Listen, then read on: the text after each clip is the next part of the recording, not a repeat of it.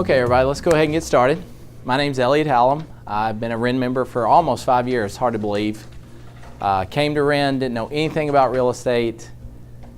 Nobody in my family has any properties except maybe the home they own. They all just have jobs.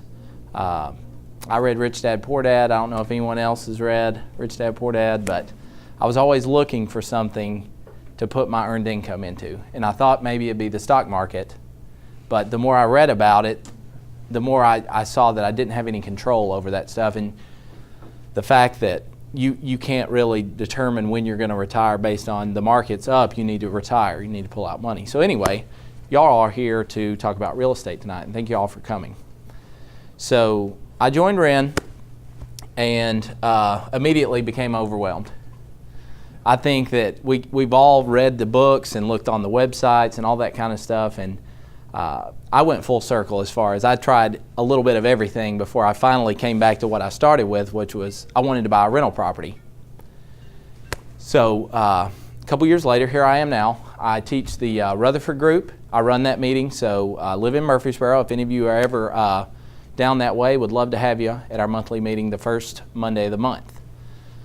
That being said, REN is all about education. And what the purpose of this tonight is, you'll see in the ebook, everything we're going to talk about is in the little handout that you have, that you can help yourself tremendously by just figuring out what you want and then going and doing it. There's plenty of people at REN to help you take your desire or your effort to the next level, but I think the biggest thing that we have right now is there's a million ways to make money in real estate. We drive around, we see all these different people making money, doing different strategies and stuff like that. You've got to figure out what fits with your values. And what we're going to talk about tonight is getting that first investment property and or maybe buying your first home if you're renting now. So at the beginning of the handout, I talk about real estate school. And if you're here tonight, it means you want to learn. You're one of the top 0.001% of people who are out of work or finishing their day today, and you want to learn and you want to make something better. You're not happy with where you are right now, and I commend you for coming tonight. REN has helped me so much with the different partners and real estate team that we'll get into to really take my business to the next level.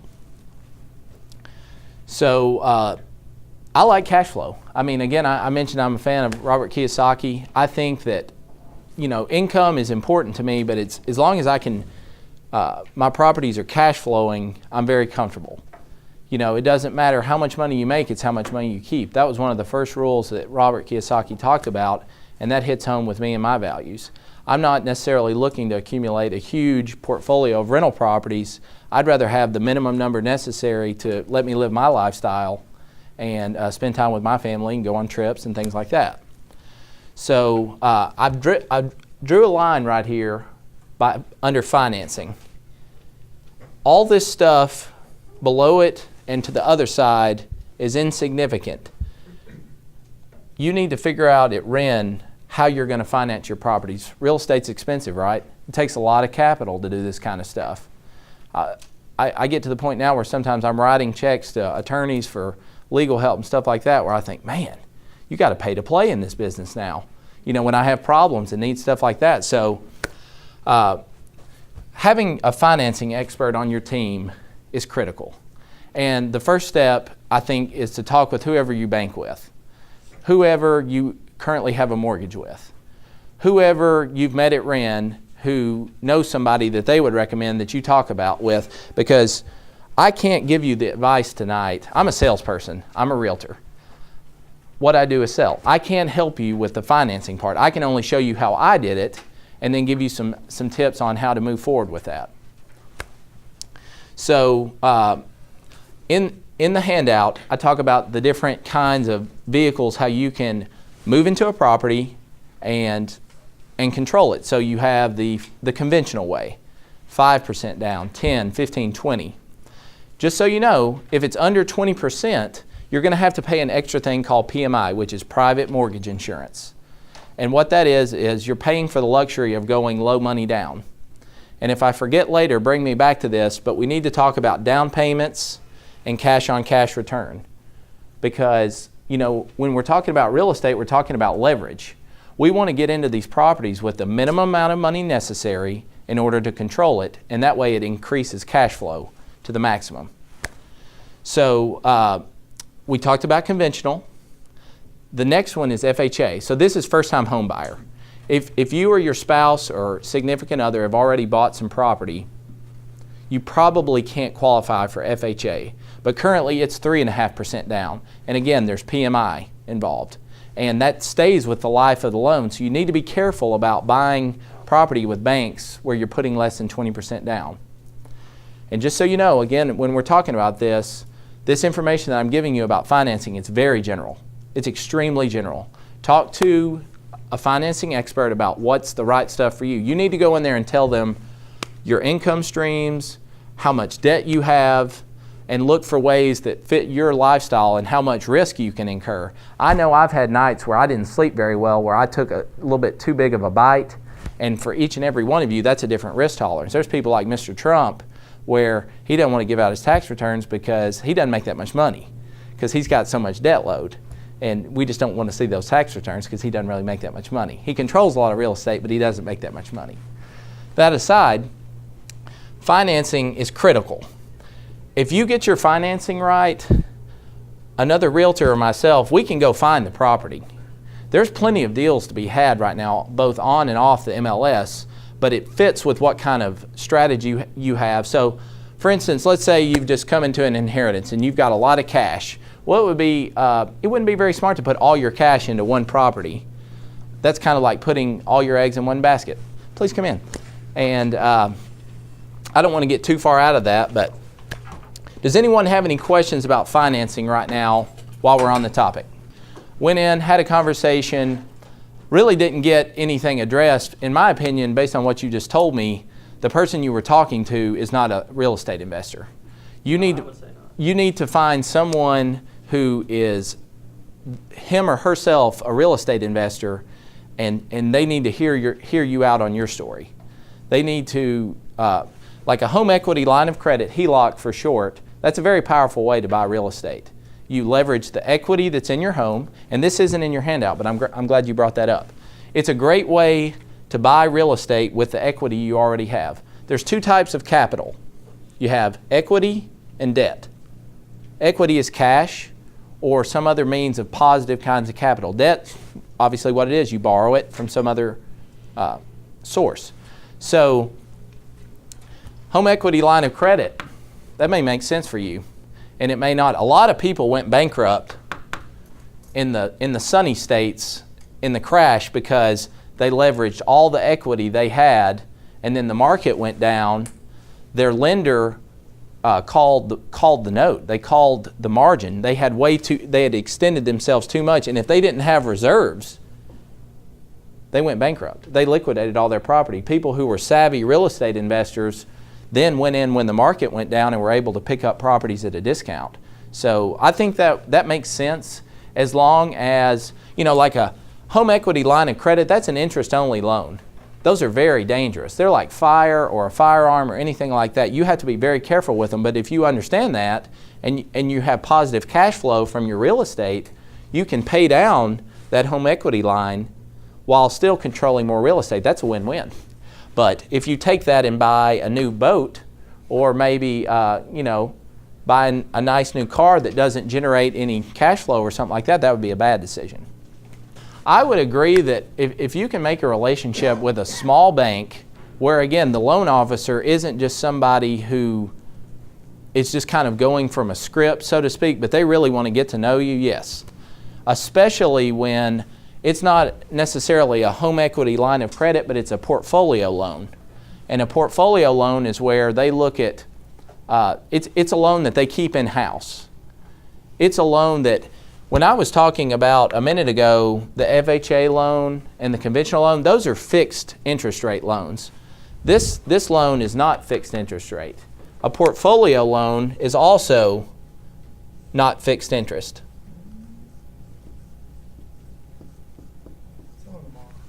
So again, there's so many ways to do this kind of stuff. I can't stress enough that when you have time, you go make appointments with people and shop around. Having conversations about this kind of stuff with people that do it every single day, but small community banks are, yeah, definitely. People at Ren can give you some great referrals for who to talk to with local banks. Billy, who's sitting in front here, he's a lender, so he knows a lot more about this than I do. But basically what he's saying is with these government-backed loans that they can be fixed rate, 30-year conforming loans, you can get 4 of them. You can get 4 properties. That's the most you can get. Or you can get up to 9 if you do it a certain way, like maybe have your wife on one deed and yourself on the other. Did anybody just hear that's a good problem to have? That you've got too many? So I haven't hit that point yet. I hope to one day. The fixed rate versus the not fixed rate loans, the fixed rate ones are the best for cash flow, especially when you're first getting started. No matter what happens to our economy, that interest rate is not going to go up. And again, back to the HELOC example that I gave in the downturn, a lot of people had loans where they were adjustable rate loans. So be very careful if you get an adjustable rate loan. You need to know how much it can go up per year. And with HELOCs now, the federal government, they've made it a lot more clear. When you're talking to somebody, it can only go up a certain amount, and it's capped at a certain percent too. Again, talk to your financing expert. Financing at all? So the gentleman just asked a legal and an accounting question, and I can't answer that, but I can tell you that I personally have stuff in my name. And the advice that I got from other members of Ren, and this is not Ren's opinion. Ren doesn't have an opinion. It's just education. But the opinion that I got from some people at Ren who were kind of my mentors was go out and do a deal or two and see if you like this stuff. If you don't like it, then you'll go find something else to do. But if you like real estate, you'll continue on and then you'll incorporate later on. That you'll get an LLC in the future. But figure out if you want to do it. There's a young man who's in his 20s right now who spoke at the Deals meeting a couple weeks ago, and he had bought and sold over 30 or 40 properties in the last 12 months, and he did it all in his own name. And now he is incorporated. He has a LLC, a development company, but I strongly recommend for you guys is to figure out the financing thing and then figure out that kind of stuff later on. All too often we get overwhelmed with some of the details, and also some of the gurus, they want to sell us courses on how to do these kind of things. I would talk to an attorney friend that's or an accountant. Me personally, and again, this isn't Ren's opinion, this is me personally, I have a ton of liability insurance with my insurance company. So I go into it a little bit further in the course about exit strategies and stuff like that, but if you have properties that are nice, if you have properties where you're screening the tenants and they don't have a history of, suing their landlord and evictions and things like that, basically if you don't rent to scum, you won't have problems as far as people trying to sue you because you won't be negligent for anything. Does that make sense? So you're protecting yourself against people who are trying to take things away from you. But for people who don't have a history of doing that, I think at this time when you're just getting started, it's something a little bit further down the road. Maybe if you rent into a fraternity or college kids, now that you might want to go ahead and get a corporate shield and have the liability insurance as well. That's one thing I didn't put up here for real estate team. Be sure to add insurance to that. You need to talk to insurance people about, what's it going to cost me per month, and I'd recommend getting an umbrella policy, both over your primary home, like a general liability policy, and then also it covers your rental properties too. Does anybody have any other question about financing right now? We can come back to it later. When I taught this course earlier this year, this was the most questions was about financing, and for the right reason, again, because this is a capital intensive industry. We have to have capital to do deals. So the more time you spend studying and figuring out the best vehicle for you, you're going to be well served, no doubt about it. There's probably, and again, this is outside my sphere, there's probably a thing where after you're bankrupt, maybe 7 years, I've heard, something like that. After so many years, I'm working with a gentleman right now, this isn't an investment property, but he had a foreclosure 3 years ago, and we're shopping for a house right now. So it can be done. I would talk to the vendors that are at REN that are not your traditional banks. A lot of these investment kind of banks, they look at the deal. They look at you secondary to the deal. If the deal makes sense and you've got some skin in the game, now if you have no cash, no reserves, stuff like that, it's probably not going to happen. I'd recommend you need to find a partner. You need to find somebody where you put in all the sweat equity, you find the deal, you do this, this, this.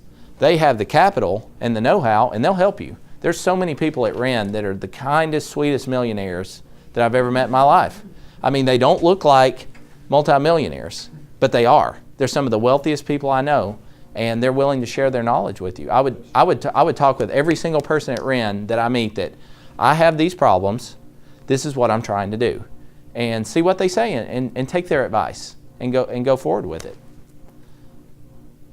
Okay, I'm going to hit briefly on real estate team. We talked about realtor. Why do you need a realtor? Find the deal. Find the deal, kind of know the market. Market research is very important. When we get down to analyzing property, you must know what you're looking for. When we first start, I feel like I wrote it in the handout. We look at the lowest priced properties, right? We're going on the MLS or Zillow or whatnot. We're looking at everything, under 50,000, under 100,000, just to kind of, see what's what. Realtors can help you steer you in the right direction. Now, we can't necessarily tell you on this side of this street or this side of that street, but we can tell you, for example, zip codes that have a lot of promise. In my opinion right now, I like the 37211 zip code. I like 37218, which is North Nashville, 37208 North Nashville. Sir? What makes that area so desirable? They're cheaper properties and they're close to downtown. They have traditionally not been very desirable, but the young people who are not from Nashville that are buying a lot of these properties, they think they're great. Say that again, 37211 and what else? 37211, which is kind of like South Nashville, Southeast Nashville, kind of abutting Antioch. 37208, which is Germantown. A little bit further north of that is 37218, which is kind of getting on closer to Briley Parkway. 37209, where the Nations are, Sylvan Park. That's a little bit more expensive now. Charlotte Park, still deals to be had. Of course, Donaldson. That's the hottest. That was on the Facebook yesterday. It's the 15th hottest zip code in the U.S. 37214. That's the most difficult, as a realtor, that's the most difficult zip code to get a deal right now. Just a home for somebody, because they're kind of affordable price, brick ranch homes in the 200s, and a lot of people can qualify for those kind of loans, and they're close to the town. They're nice, It's a nice place to live. That's a personal decision. I know I had an investor, I met him, I'd heard his name, he and I are about the same age. I'd heard his name, seen his bandit signs, which are those signs, we buy houses and stuff. Anyway, we met a couple months ago. He doesn't buy ever for cash flow. He only buys on appreciation. That's not me though. I like cash flow. I'd rather make money and it not appreciate, so the taxes stay the same. So, that would be fine with me as long as it cash flows the number I need on the day that I buy. Appreciation's a bonus to me. But right now, there are places in Nashville, they've doubled and tripled in the last 2 or 3 years. A friend of mine just bought a duplex in North Nashville. This is off Rosa Parks on Monroe Street. We were looking back at the tax record. 4 or 5 years ago, that house sold for $25,000. And now it's worth about $225,000. So it's just amazing what's going on right now. I think back to appreciation is a bonus for me personally. I think that, if it appreciates, you can pull out the equity and then go buy more properties. At the back of your packet, we have 2 homes that I recently sold for investors. They bought those based on the appreciation. They're going to, we'll get in, I'm getting a little ahead of myself, but they're going to take the equity that they gained when they bought that house, they're going to fix them up, and then they're going to pull all the equity back out of it and go buy another property. But we'll get to that later. So we talked about realtor. We talked about financing expert, home inspector. I think this is extremely important for a new person. There was a guy that you can't get him to Nashville now. He's so busy. But he gave a course at Ren like I'm giving now a couple years ago, and he just walked us through all the different things in a house and kind of scared me to death. And I had him inspect my first house, and he gave me a punch list so that at closing I knew exactly what I needed to fix. And because it was an investment grade house, I really couldn't ask the seller to fix it. The seller was actually the federal government. It was a HUD house. But home inspectors are great because very few of us, not me, very few of us have grown up in the construction business.